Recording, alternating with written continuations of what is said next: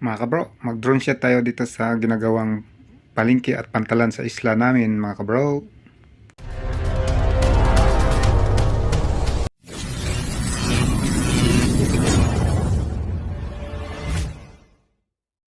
Lipad na tayo mga kabro.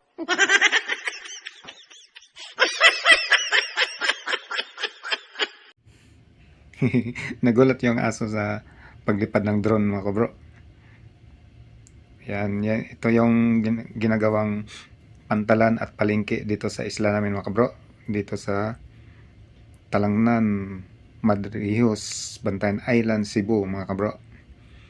Yan. Dating pang to dito mga kabro.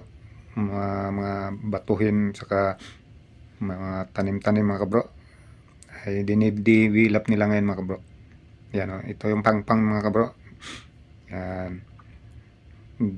Ginagawang ano to mga kabro, abunuhan, gagawing palengke at pantalan. Yan o, umpisahan na yung pantalan mga kabro.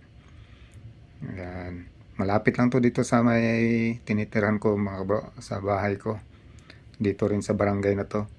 Yan, doon lang sa banda na yun mga kabro, yung bahay ko doon sa may dulo na yun. Yan, tabing dagat, nandyan yung mga maliliit na mga bangka, pangisda mga kabro. Hanap buhay dyan sa lugar na yan mga kabro, mga pangisda. Yan, lipad-lipad lang tayo muna dito mga kabro. View tayo dito sa construction na ginagawa. Yan, paganda na rin to dito mga kabro, ang banda sa amin mga kabro pag matapos to. Medyo magiging maraming tao na to dito mga kabro. Ayan, view tayo sa mga maliit na bangka. Yan o. Yan, ito yung tinatawag na Sitio Caltex mga kabro, ang lugar na yan. Yan, sakop ng Talangnan, Madrihos, Bantayan Island. Yan, punta tayo doon mga kabro sa may unahan.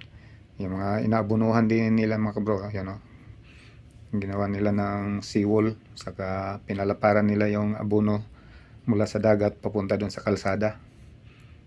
Yan, nabunuhan nila ng anapog yata yan.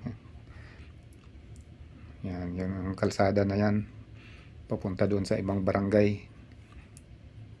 Yan, ang ganda rin, nabunuhan na nila mga kabro, yung binalagyan na ng seawall. Kinakain na rin ng dagat yung mga ano dyan mga kabro. Pumupunta na yung dagat, malapit na sa kalsada.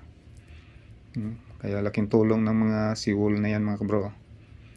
Yan, okay mga kabro, thank you for watching.